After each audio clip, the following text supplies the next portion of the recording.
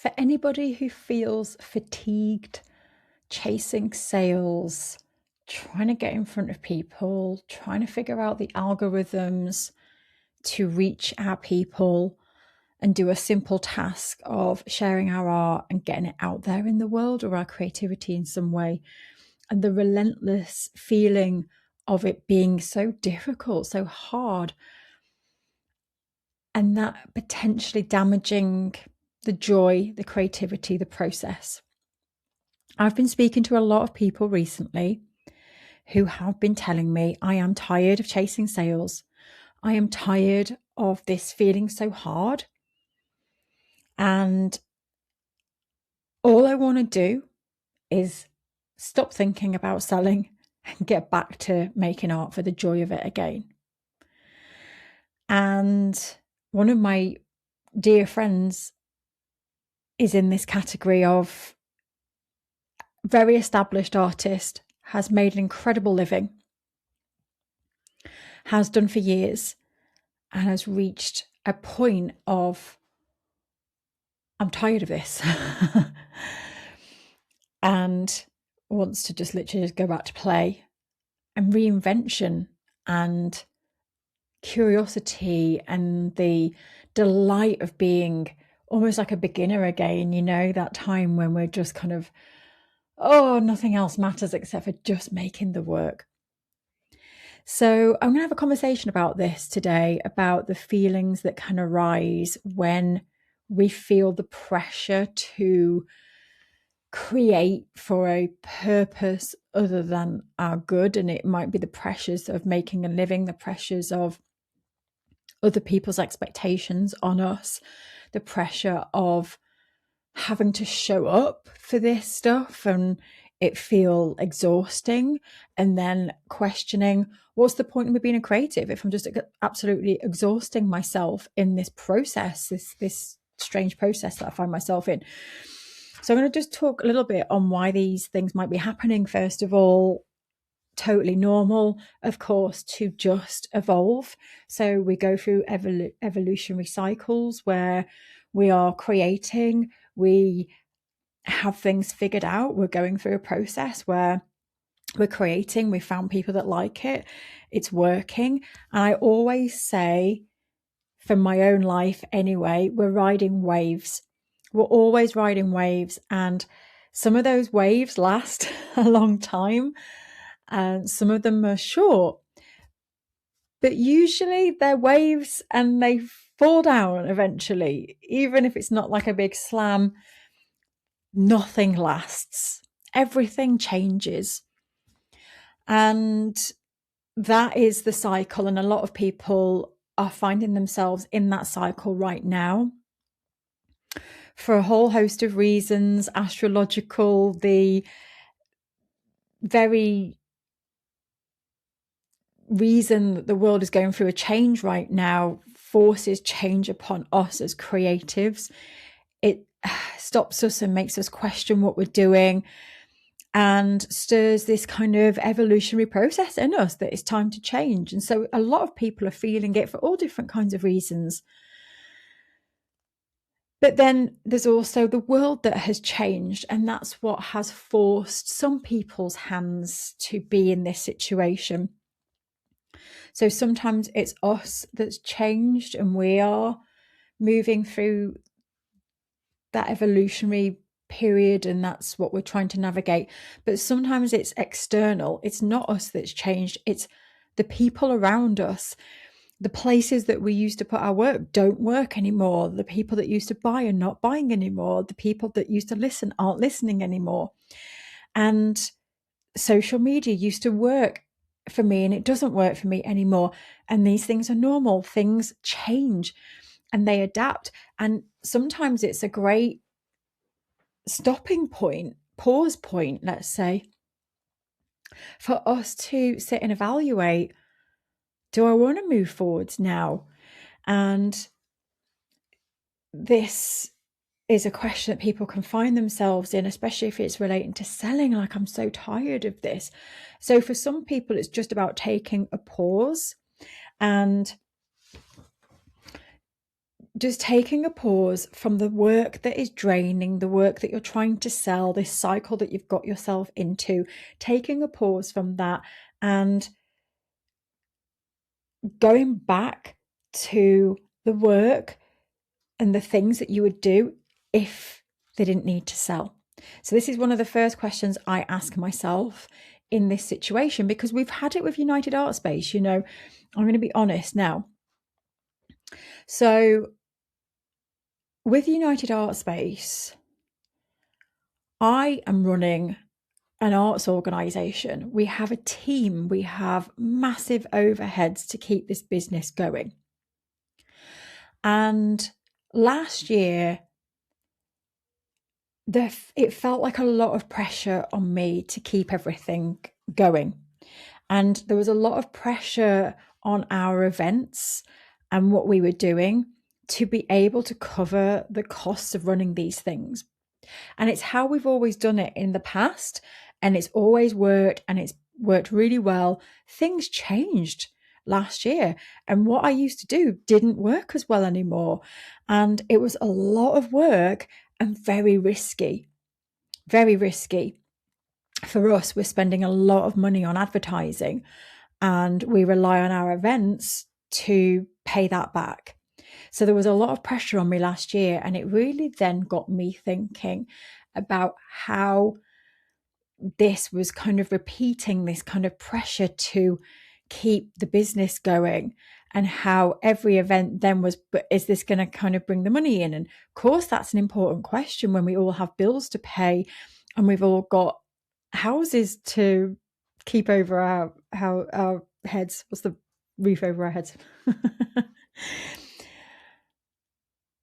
But when it starts to drain us and we start to feel that is becoming the focus,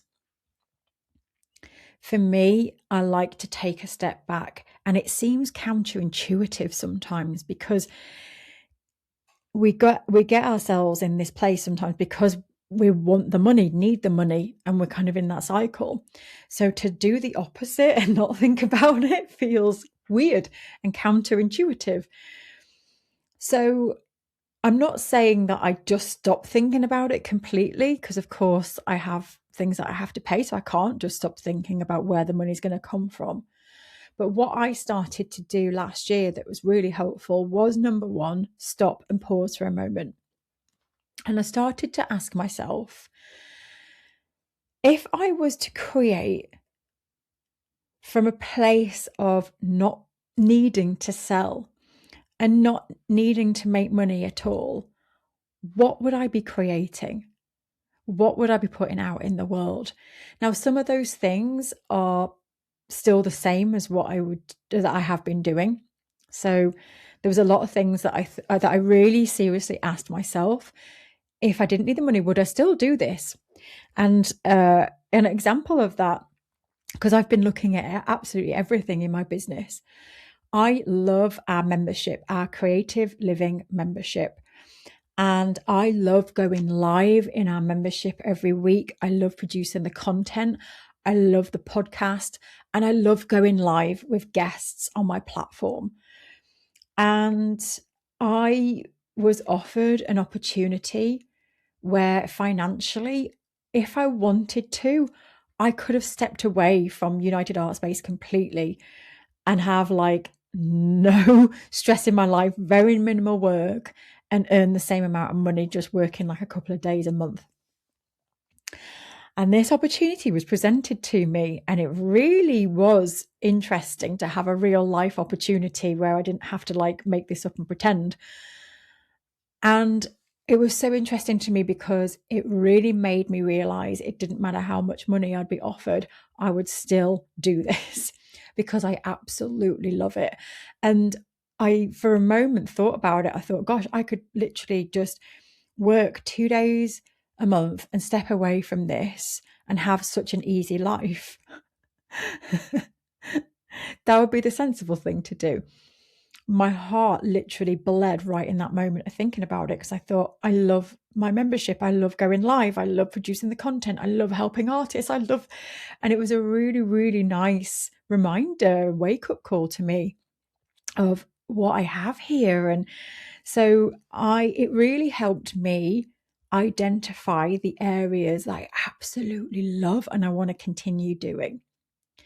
And it also highlighted to me some of the areas that I stopped doing, that I stopped because on paper it doesn't make us money, and we've got to keep the business going, da da da da da. And there are things that I used to do years ago when I set up United Art Space that I miss.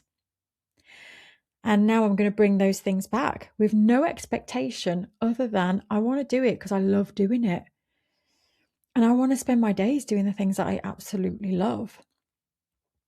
And I do believe in my heart that when we do this, this is where the magic happens. When we start to release the absolute need of this money, this must happen, this da da da da da, and we start to lean back into the process of, I'm going to do this because I really want to do it and trust it. It feels great. Let's give it a go.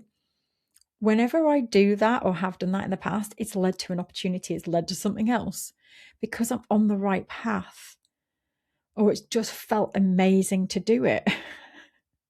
So that's one of the things, is going back to the things. Like recently as well, I've been volunteering and I've been doing things that don't make me money. I've been giving back my time to other people. And so that's been the biggest one. That sounds counterintuitive when I feel the pressure to deliver and everything has to pay the bills, all that kind of stuff. What will I be doing? What could I be doing that doesn't bring in money that I absolutely love? Now, a side note to that, like I said at the beginning, I still have a business and I have to pay the bills and I have to keep things going. So I have to balance that with also looking pragmatically at, okay, the stuff that we need to do right now. So I then go back to the drawing board and I have a look at the things that I feel, these are some of the questions that I ask myself. What is the fastest way and easiest way for me to make money right now? And I sometimes don't know the answer in that instance, but I find that sometimes if we're focusing on the relentlessness of algorithms and showing up and doing all the things and it's draining our energy, I always go back to, how can I make this more simple? How can I literally turn this around so it's less on me? And what do I have already? What's worked before? And so I go back to the drawing board, and quite often what works is, if you've already been selling, is going back to the people that have bought from you before. Go back to the people that know you and love you. And quite often that's helped me think about, what is it that I can provide for those people? How can I reconnect with them? Is there anything that they need that I can offer? And I know as artists, people that have brought art love to buy it again.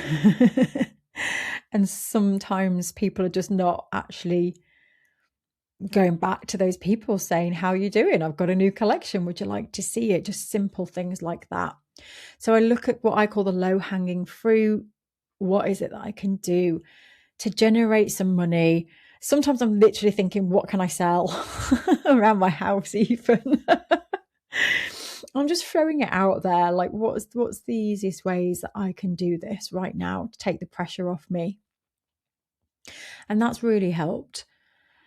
I think finally, the last piece of advice I would have is, once I've kind of done those two things, it's about falling in love with the process of selling again. And when I say that, it's almost like not even the selling bit, but for me, The process of selling starts with building relationships and making connections. And in today's world, more important than ever. So years ago, I used to share a statistic that was, to sell, we need to create 7 touch points with our buyers before they'll consider buying. And that's been a statistic floated around for decades now. And in today's world, that number is triple, because people are fatigued. They see offers to buy daily. We are bombarded with messages to buy, to buy, to buy, more than we have ever been in our entire lives. It is prolific. Selling. Buy this, buy this, buy this. You should do this. You should do this. It is intoxicating. The last thing that people want right now is selling and buying rammed down our throats. And so this is why those touch points have shot through the roof right now in this moment that we're living in, because people are now craving going back to having conversations and getting to know people. And there is so much fear and fear and scaremongering in the world right now about people being authentic and links being genuine and all that kind of stuff. And so we are living in a challenging time. The only way around this for artists that want to get themselves out there and to sell is to build rapport, relationships, and connection. Human connection is more important than ever. And it is going back to a time now, like it was years ago, where we have to put a lot more work in to get to know our people, to talk to people, to understand them, to have conversations with them, to show them that we are a real person. Your stories are more important than ever. And so this process now is what is going to weed out a lot of people who aren't in it for the right reason. And by that, I mean, and there's nothing wrong with this, by the way, before I say it, but sometimes we found ourselves in a situation where we're doing something because, it's easy to sell. Like, I know I can just do this. I can do it with my eyes closed. I can sell it. It makes me money. But now all of a sudden, maybe it's not working. And now it's time to ask, okay, without that effort, do I still want to do it?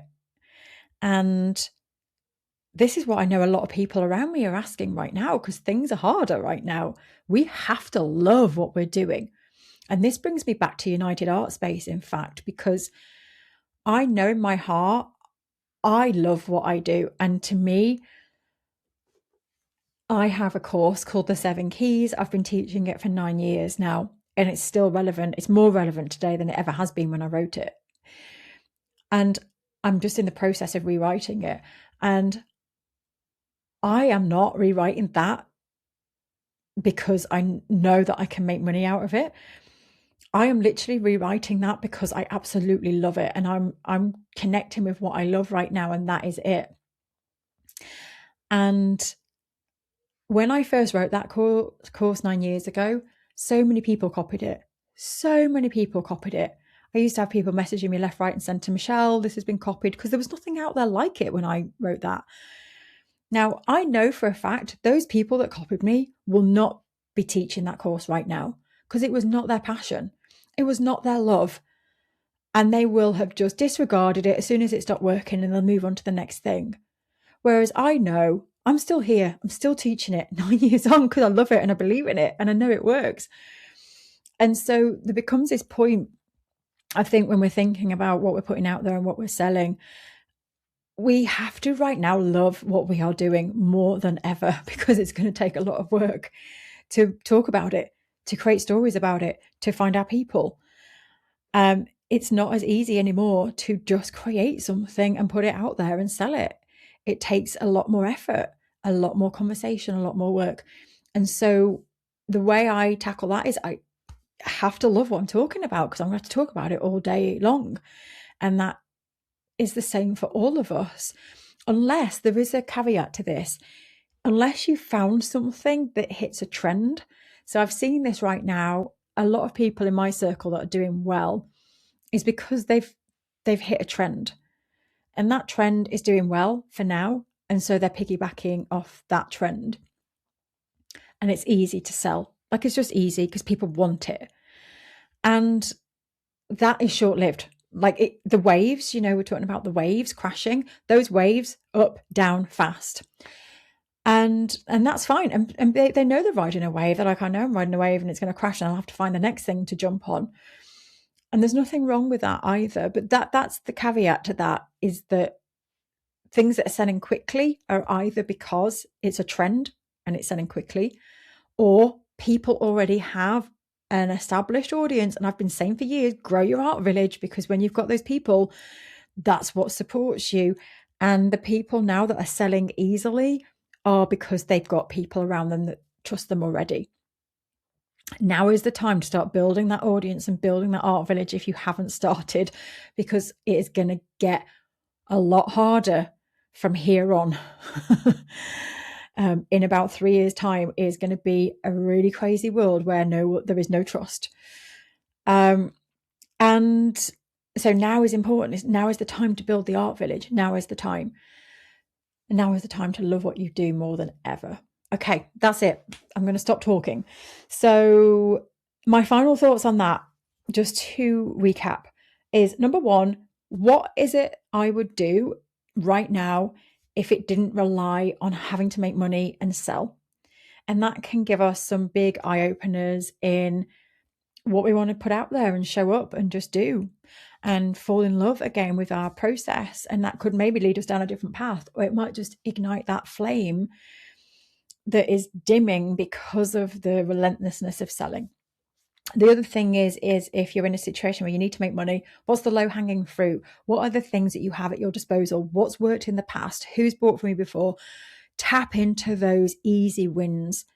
And then finally, fall in love with the process again. If you are going to be putting yourself out there, you've got to love it. You've got to talk about it. You've got to share stories about it. You've got to build that rapport with people in relation to what it is that you want to sell. Those touch points are through the roof in terms of how many times we need to interact with our people right now.